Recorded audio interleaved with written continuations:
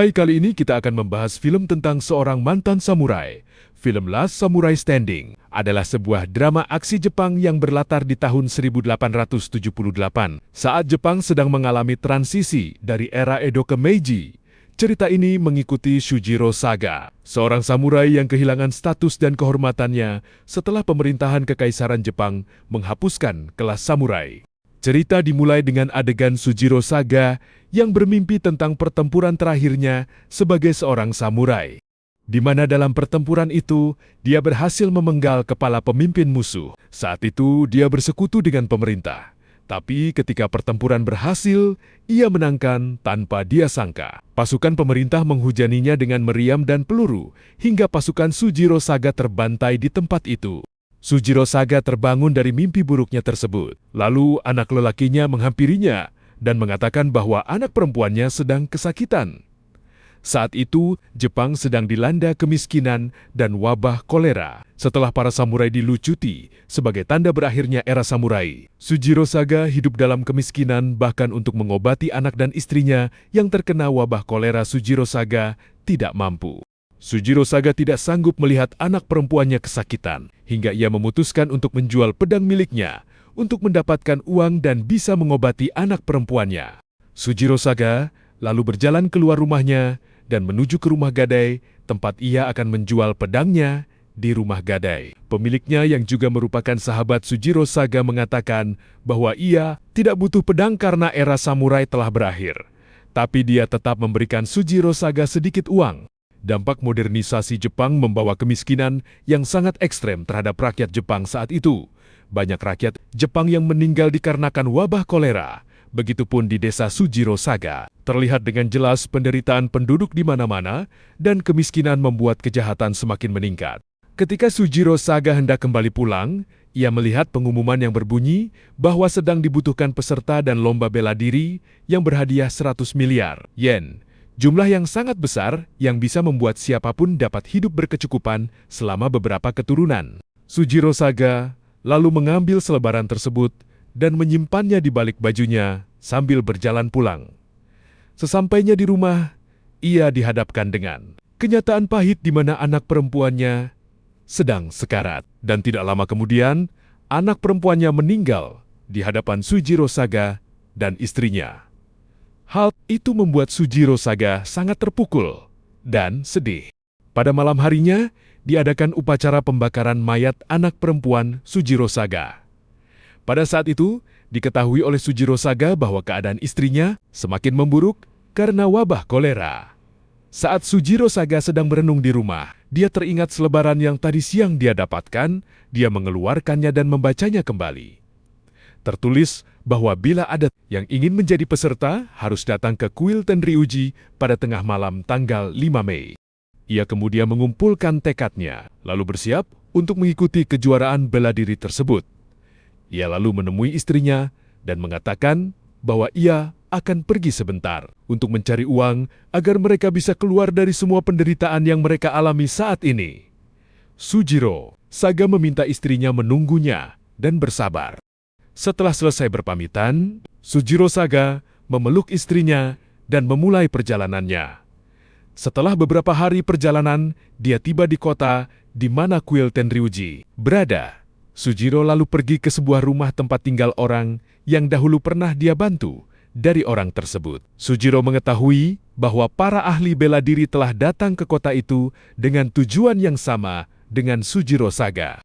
Di kamar tempat Sujiro Saga menunggu waktu, Sujiro Saga mencoba untuk menghunus samurainya, tapi tangannya bergetar hebat dan dia tidak mampu menghunus samurainya. Sujiro terlihat sangat trauma dengan peristiwa perang terakhirnya di mana pasukannya dihancurkan oleh pemerintah yang merupakan sekutunya saat itu. Ketika sudah hampir tengah malam, Sujiro Saga pun keluar dan pergi menuju kuil Tenryuji. Di sana telah berkumpul ratusan pendekar dari berbagai latar belakang. Kebanyakan adalah para mantan samurai. Mereka mengikuti kejuaraan itu karena tergiur dengan hadiahnya yang sangat besar. Sanjiro Saga berjalan ke tengah kerumunan para pendekar, lalu bersender dan menunggu apa yang akan terjadi.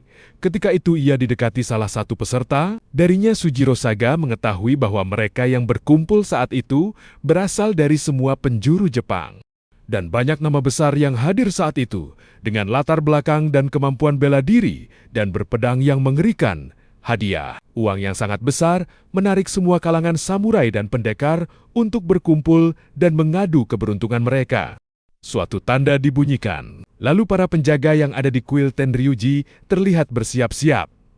Tidak lama kemudian, pintu ruangan utama kuil terbuka, lalu muncullah sesosok lelaki yang berdiri di depan kerumunan. Dia adalah panitia permainan. Dia mengucapkan selamat datang kepada semua peserta dan berkata kepada mereka bahwa hadiah uang yang besar pada kejuaraan itu benar-benar ada. Setelah berkata seperti itu, dua orang penjaga datang membawa guci besar. Dia memukul guci itu, dan dari dalam guci keluarlah kepingan-kepingan emas yang sangat banyak. Hal itu tentu membuat semua peserta menjadi bersemangat.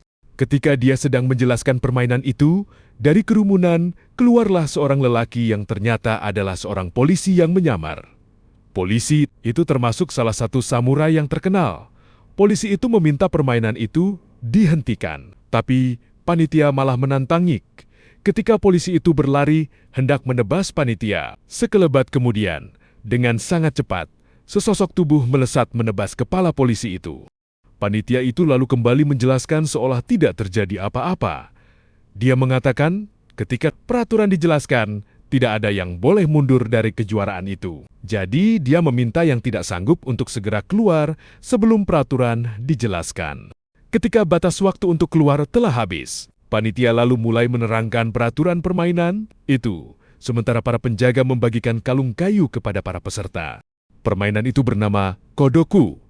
Aturan pertama, tempat tujuan para peserta adalah Tokyo. Aturan kedua, mereka harus melewati 7 gerbang kota. Aturan ketiga, bila mereka tidak punya cukup poin, mereka tidak bisa melewati gerbang-gerbang tersebut. Aturan keempat, tidak boleh membicarakan tentang kejuaraan ini kepada yang lain di luar dari para pemain. Aturan kelima, mereka harus tiba di Tokyo tanggal 5 Juni. Aturan keenam, dilarang mundur dari permainan. Aturan ketujuh, bila tanda kayu lepas dari tubuh peserta selama 10 detik, maka mereka akan dianggap mundur dan akan dihukum mati. Peserta ada 292 orang dan tanda kayu yang ada di mereka bernilai 1 poin untuk keluar dari kuil Tenryuji. Mereka harus memiliki minimal 2 poin. Artinya mereka harus membunuh minimal 1 orang peserta dan mengambil tanda kayunya untuk keluar dari tempat itu dan mulai menuju Tokyo, dan dalam perjalanan mereka harus saling membunuh agar mendapatkan cukup poin untuk melewati masing-masing gerbang. Panitia lalu mulai menghitung mundur, pertanda bahwa kejuaraan akan dimulai pada saat hitungan mundur selesai. Sanjiro Saga dan peserta lainnya bersiap. Dia tahu pilihannya saat itu membunuh atau terbunuh. Ketika hitungan mundur selesai, para peserta mulai saling membunuh. Dimulai dengan seorang samurai bertubuh kekar berpenampilan acak-acakan yang dengan santainya menggorok leher satu orang peserta dan mengambil tanda kayunya. Sanjiro berhadapan dengan seorang peserta yang bertubuh besar dan bersenjatakan pedang tombak. Sanjiro saat itu tiba-tiba merasa seperti kembali kepada kejadian perang terakhirnya. Tapi dia segera tersadar dan melihat seorang anak perempuan yang sedang diincar oleh peserta lain untuk dibunuh. Sanjiro merasa anak itu seperti anaknya. Lalu tanpa ragu, dia segera berlari ke arah anak perempuan tersebut untuk menyelamatkannya. Di gerbang kuil tampak seorang samurai dengan santai menuju para penjaga dan menunjukkan jumlah tanda kayu yang dia miliki. Panitia mengucapkan selamat kepadanya. Samurai tersebut bernama Ukyo. Di tengah kekacauan, Sanjiro berhasil menyelamatkan anak perempuan tersebut yang bernama Futaba. Sanjiro mengatakan kepada Futaba bahwa bila Futaba ingin selamat, jangan jauh-jauh dari Sanjiro dan meminta Futaba untuk terus mengikutinya. Sanjiro lalu bergerak menuju menara api dan Futaba mengikutinya. Sesampai di bawah menara api, tanda kayu yang ada di leher Futaba diambil oleh peserta lain. Hal itu membuat para penjaga mengarahkan senapan ke arah Futaba dan mulai menghitung mundur. Di detik terakhir, Sanjiro berhasil mengambil kembali tanda kayu Futaba dan mengembalikannya. Tapi menara api tersebut roboh karena terdorong oleh banyaknya peserta yang ada di bawah menara api. Sanjiro melihat seorang samurai bernama Gantosai membunuh 3 orang sekaligus dengan sangat cepat. Sanjiro lalu berlari menjauhinya bersama Futaba. Di atas bukit, di sebuah bangunan, tampak sekelompok orang-orang kaya sedang melihat kejuaraan dan tampak menikmati pembunuhan yang terjadi di dalam kuil. Ternyata kejuaraan itu sengaja diadakan untuk membasmi sebanyak mungkin mantan-mantan samurai yang masih berada di Jepang dan membuat mereka saling membunuh demi hadiah uang. Di dalam kuil di tempat persembunyiannya, Sanjiro dan Futaba dihampiri seorang samurai misterius yang mengajak mereka bersekutu dan menjelaskan alasan kenapa harus bersekutu. Dia mengatakan setidaknya akan ada 9 orang yang akan berhasil tiba di Tokyo, jadi tidak ada salahnya bila mereka bersekutu. Dia mengatakan bahwa mereka akan bisa saling melindungi nanti sepanjang perjalanan ke Tokyo. Lalu samurai tersebut memberikan kepada Sanjiro dan Futaba masing-masing 1 buah tanda kayu agar Sanjiro dan Futaba bisa keluar dari kuil tersebut. Sanjiro lalu meminta Futaba untuk mengikutinya menuju ke arah gerbang kuil agar bisa keluar dari tempat tersebut.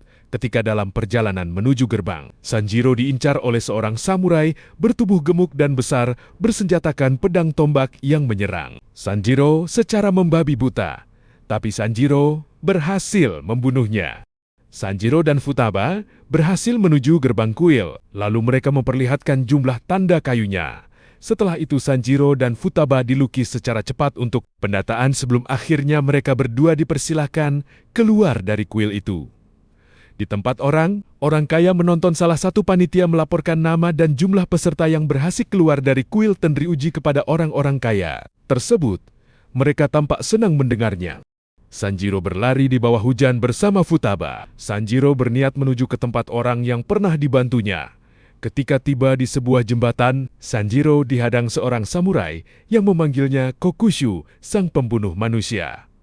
Samurai itu bernama Bukotsu Kanjia. Subscribe agar tahu kelanjutannya ya. Terima kasih.